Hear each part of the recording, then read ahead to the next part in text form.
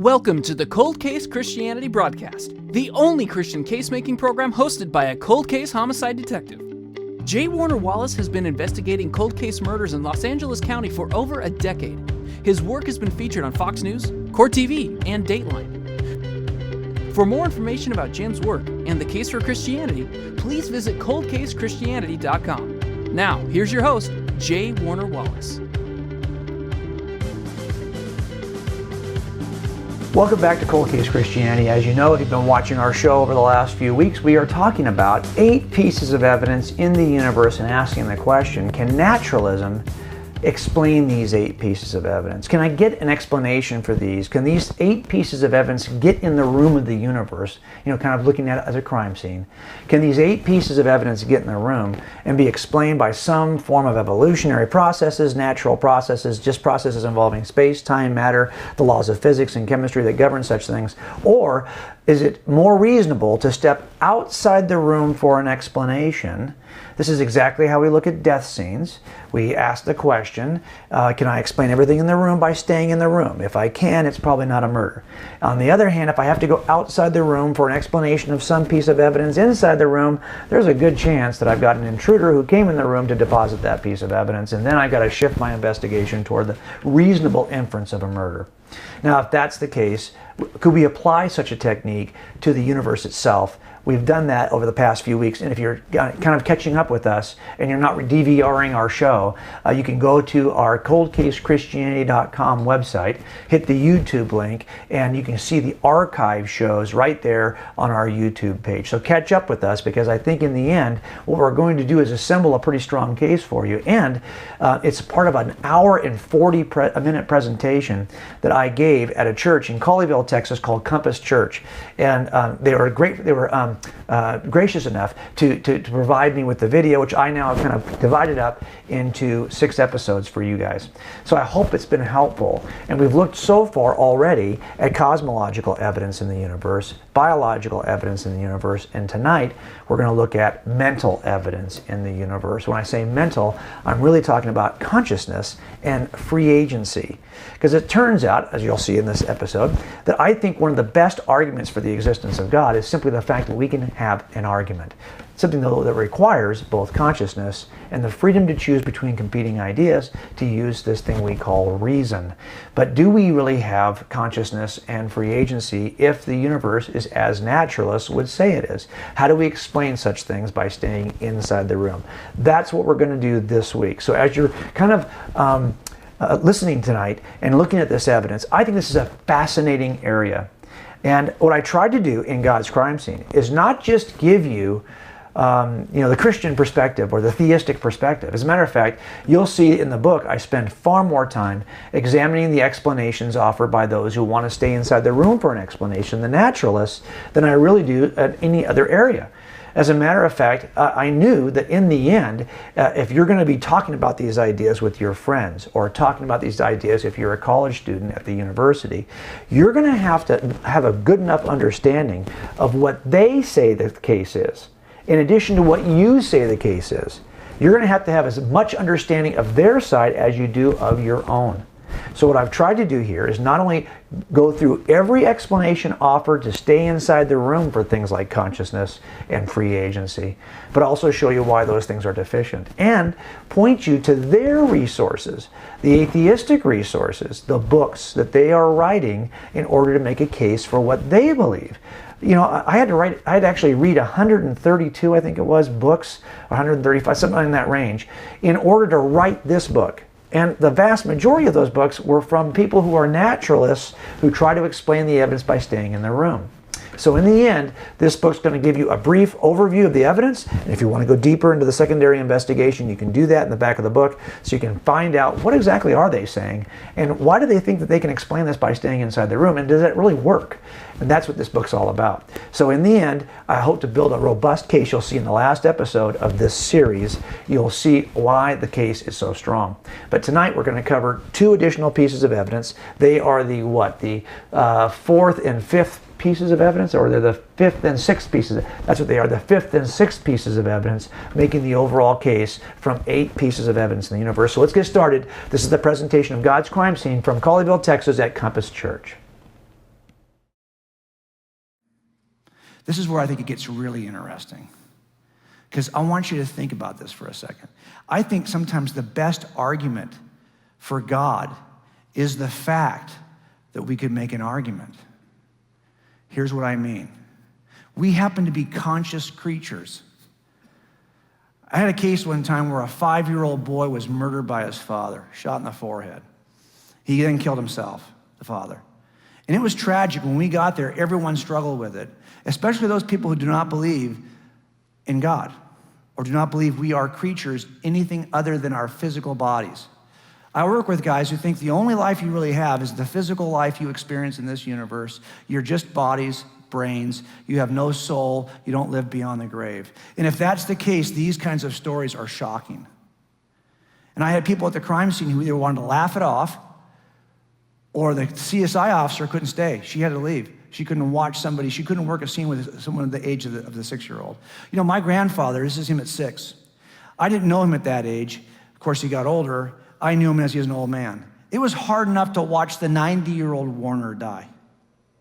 If he had been killed at 5 or 6, that would have been tragic if all we have are material bodies in this material universe.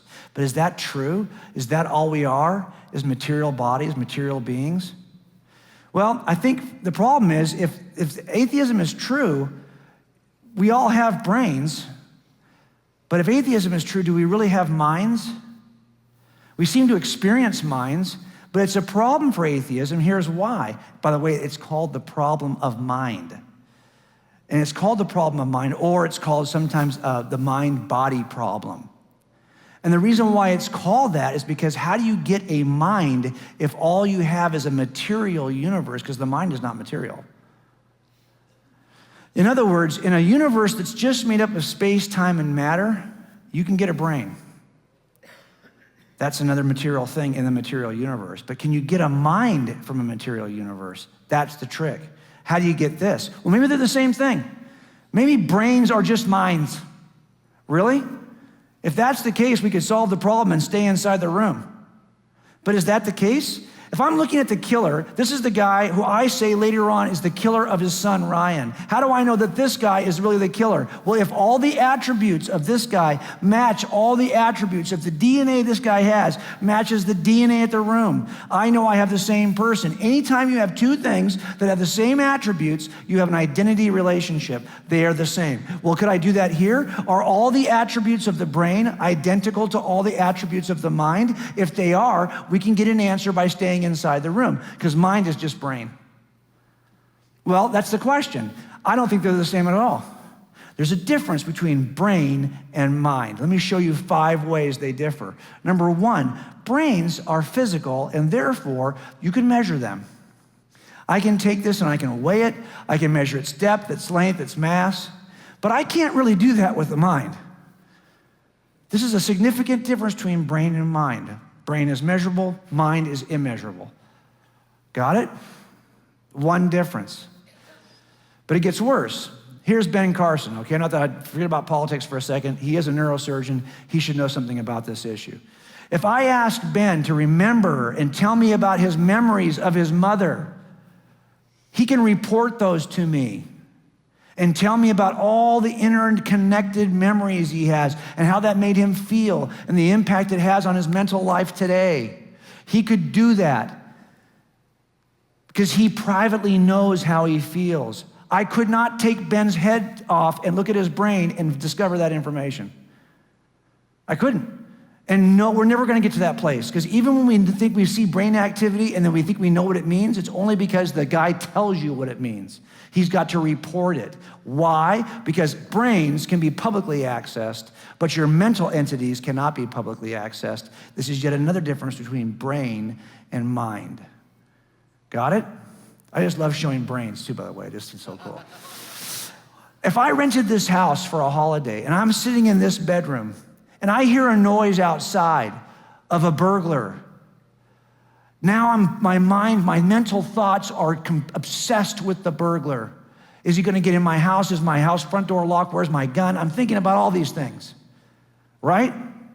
Well, there's a difference between my thoughts about the burglar and the burglar himself, between the physical entity and the mental entity. Think about this. My thoughts are actually dependent upon the burglar. Why? Because my thoughts are about him. Mental entities are always about something else. But the something else is not about the something else. The something else just is. This is the difference between mental entities and physical entities. It's what I call an isness or an aboutness.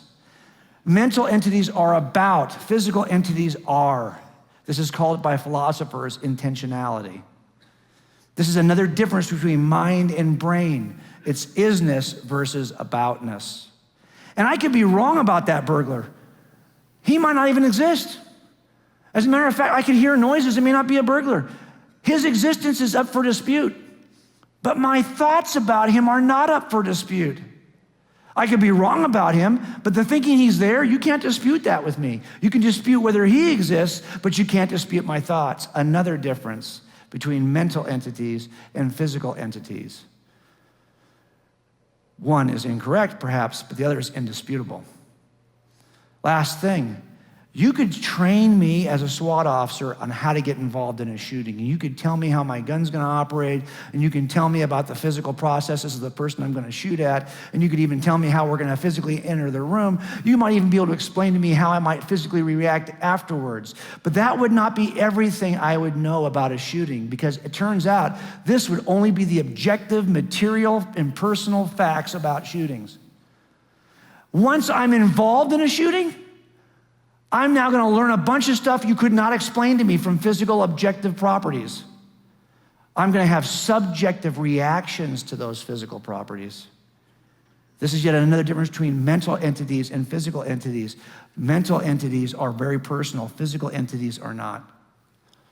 So I've now looked at this identity relationship, right? If this equals this, same guy. If this equals this, same guy. Here's the problem. 5 ways they don't equal each other. So we cannot say that brains are minds. They are very different things. But how do I get this in the physical universe? That's easy. You can get brains. What you can't get is minds. The fact you can think about this at all demonstrates you have something that the atheism can't even give you. You've actually got a mind. But under an atheistic worldview, that's not even possible. This is exactly what, for example, David Chalmers says, who's an atheist. Conscious experience is at once the most familiar thing in the world and the most mysterious. There's nothing we know about more directly than consciousness, but it's far from clear how to reconcile it with everything else we do know. Why does it exist? What does it do? How could it possibly arise from lumpy gray matter? That's the problem of mind. So how do they explain it? Well, one way they explain it is just to say that, hey, mental states are brain states, but I've already showed you 5 ways they're not. Or they'll say, really bite the bullet, and they'll say, well, I gotta redefine what I mean by mental states. Maybe it's just an expression of behavior. You don't even know what someone's thinking until you see them. Really? Redefining.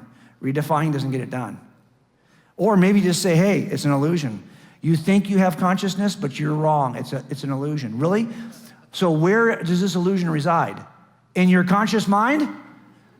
That's the problem. Consciousness is hard to evade. So if I want to stay inside the room with one of these 3 explanations, good luck. These don't work. They're either unsupported by the evidence, they have to do a ridiculous redefinition, or they ignore what we all experience commonly. That's the problem. Now, if in fact you do have minds because you're the product of a mind outside the room, that would start to explain things. This is what an atheist who's not very popular right now, Thomas Nagel, says about this. So long as the mental is irreducible to the physical, the appearance of conscious physical organisms is left unexplained by a naturalistic account of the familiar type. On a purely materialistic understanding of biology, consciousness would have to be regarded as a tremendous and inexplicable extra brute fact about the world. Unless, of course, there is a mind that consciously creates in its image. Then you can understand why you have a mind. Last thing, and this really comes down to, well, almost last thing, this comes down to what I think in law enforcement is critically important. How in the world can I take anyone to jail if atheism is true? Here's a guy who I watched for weeks. He was a drug addict, and he was a multi-generational burglar. His dad was a burglar and a drug addict. His brother was a burglar and a drug addict. This guy I watched for weeks. He would walk around, score dope, and then finally he ran out of money and had to do a burglary. And he would walk down the street, knock on doors. When finally somebody would not answer the door, he'd go around the back door, and I watched him do this. And I got in the backyard behind him, and I peered over the fence, and I watched him walk up to the back door. He tried the door, it didn't work. He sat and he thought about it for a second. He didn't just kick the door, he waited. He smoked a cigarette, got the nerve up, and he kicked the door. Now let me ask you a question. This guy is actually a drug addict. So you could argue he's coming off of his heroin. There's a certain brain chemistry. Couldn't you argue he only did it because of his brain chemistry? Couldn't you argue that he's a multi-generation? Maybe he's genetically predisposed to be a burglar. Can I really blame him? Of course, when he got to court, that's exactly what he kind of argued. But should I be able to hold him responsible? Let me tell you what they did in front of a jury. The judge looked at all this, and they held him accountable for it. They sent him to jail. Why? Because the judge said it pretty plainly, you had a choice. But did he have a choice? If atheism is true, do we all have a choice at all? It turns out atheists like me love certain things. We cherish certain things. We have a high regard for love and charity and empathy, but is there really true love if you can't truly, freely choose it? If you can't freely choose to love, you can't call it love. You have to have freedom to choose love, to have real love. Not only that, you have to have the freedom to choose between competing ideas to call this reasonable. Or to be creative, you have to choose between choices. Heck, even if I'm gonna hold you accountable, it can only be if you have a choice. I can't hold you accountable for your eye color, you had no choice. How can I hold you accountable for your actions if atheism is true? Here's what I mean. This stuff requires true free agency. Choices you can make freely, but really, why should you think you can make free choices? If the universe is as atheists say it is, it's only got space in it, it's got time in it, and it's got matter, which means that the entire universe is just a material entity, a material environment. And if that's true, we have to buy into something called materialism. If materialism is true, we have to buy into something called physicalism, which means all the universe is just about physical properties. And if physicalism is true, we have to buy into something called determinism. Because if physicalism is true, all you have are cause and effect relationships between material objects. And you thought you had choices to make in your brain? Really? No, those weren't your choices. Those were just prior neurons that fired physical events in your brain that caused another cause. Like dominoes falling in your brain. Dominoes don't choose. Dominoes simply fall because of a prior physical event. You thought you made free choices? No, you didn't. Those were just physical events that occurred you had no choice over. You're no more than a robot, but we think we are more than a robot, don't we? We think we're something better than that. But here's what the atheism will provide for you in terms of determinism, and it's said by this atheist philosopher. Everything that will happen next week is already determined, as is everything that will happen next month, next year, and so on. It's also crucial to point out that human beings and their actions would not be immune to the effects of determinism. If there are exceptionless laws of nature, it stands to reason that our bodies, including your brains, would have to obey them. If that's the case, we need to stop calling these guys corrections officers. I work with these guys all the time, right? They work in correctional facilities. These are the officers that work in correctional facilities. But think about it. If atheism is true, could I really ever make a correction? Could I ever choose to do something? I should stop doing this and choose to do that? Is correction even possible if everything is physically determined? I don't think it is. And that's the problem with atheism, is it really promotes this idea. So what they try to do is redefine what free will is. Maybe it's what they call first and second order desires. I'm not going to get into that with you, but it doesn't work. Or they'll simply say, well, hey, your consciousness and your free agency, they just emerge. Just pops out. Just, I can't explain how. It's all cause and effect by physical, but then all of a sudden you have abilities. Really? That's worse than magic. Because at least with magic, I have a magician. This is, I got just, I think it pops into existence, a hat and a rabbit, but no magician. Then you have this one. Maybe we can just attribute this to quantum level mechanics. Oh my gosh. The idea here is that the quantum level is very small. There is not necessarily a cause and effect relationship. So that means that maybe you don't have to have rigid cause and effect determinism. Really? So then your thoughts are indeterminate? That's not better than having determined robot thoughts. This means your thoughts are there. You don't even know why you thought that. They're indeterminate. You can't even trust that you followed a logical sequencing. There's no cause and effect in your thoughts. That's too much to bite off. The problem, of course, is you're trying to stay inside the room with all of these theories, none of which get the job done. On the other hand, if there is a mind that chooses freely, creates freely, and creates in its image, now you can get something that Sam Harris, the famous atheist, denies. Because Sam doesn't believe there's a mind like that. So he just says, you know what? I know that my worldview does not allow for free agency. So therefore, I think free will is an illusion. Our wills are simply not of our own making. Thoughts and intentions emerge from background causes of which they are unaware and over which we exert no conscious control. We do not have the freedom we think we have. That's what you have to say if you don't acknowledge there's something outside the room that could create in its image freely.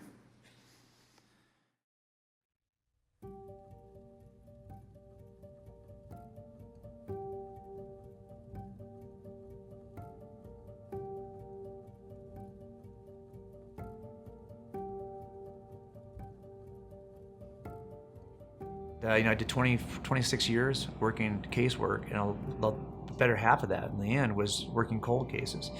And those cases got on national media. I think I've been on Dateline more than any other detective in the country. And the people who are involved in the process, if it's not that show or other media shows, are not always believers, but they get a sense of, well, this guy can puzzle a case together. Not that I am the only one who can do that, but you develop that skill set. If you're working in this industry, trust me, if you're out there watching this video, you know, if you're a cop, how to put a case together. So once you've demonstrated that, I think, for people, they may not agree with your conclusion, but remember, the evidence doesn't say anything. And science doesn't say anything. It's scientists and evidence evaluators that say something. So we're all looking at the same data points. We're all looking at the same evidence. I've got to draw an inference from the evidence, and I land it this way. Now, you may not agree with my inferences, but I think you can at least respect the fact that I've done the homework of presenting the evidence so an audience can assess it for themselves.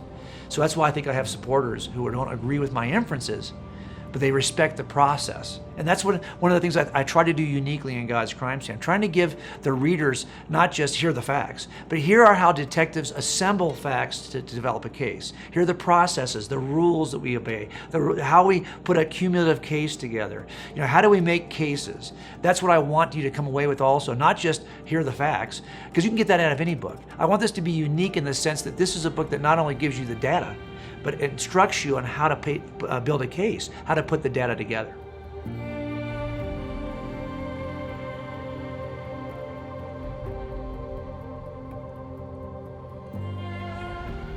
This book, God's Crime Scene, is actually an attempt to kind of interest people in the case for God's existence using principles of cold case investigations or homicide investigations, because I think a lot of these things are transferable.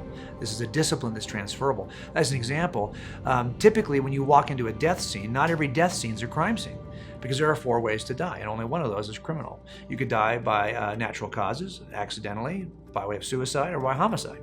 So the first goal I have to do is to determine which of these 4 is most reasonable given the evidence in the room. And sometimes one of the simplest ways to do that is to take an approach that it's a little game I call inside or outside the room.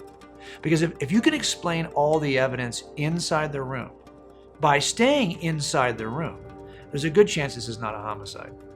For example, if I've got an injury, a gunshot injury, and there's a pistol in the room, but the doors are all locked and there's no evidence of an intruder, and all the fingerprints in the room come back to the victim, and it's even the victim's gun registered to him, well, I can explain everything in the room by staying inside the room.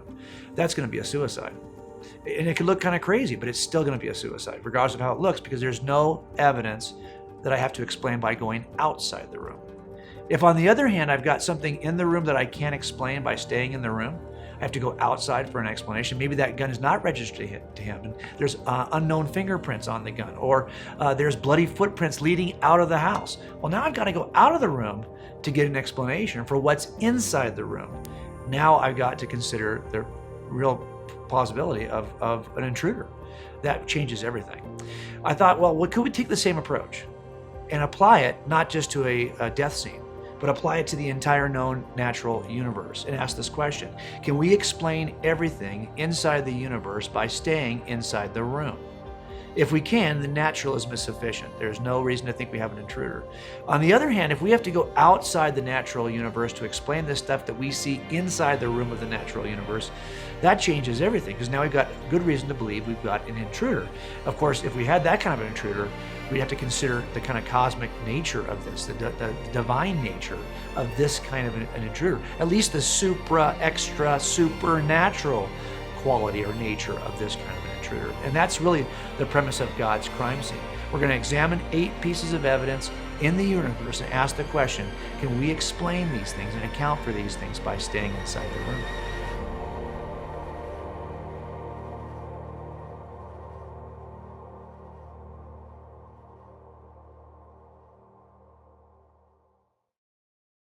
Well, I hope that was helpful as you kind of had a chance to look at what I think are some really involved and interesting aspects of the evidence from consciousness and free agency. And I'll tell you that in all of these episodes that we're showing, I am not going into the kind of depth that I could if I was just talking about one piece of evidence. As a matter of fact, when I do this kind of a presentation, it takes almost 2 hours to do the overview.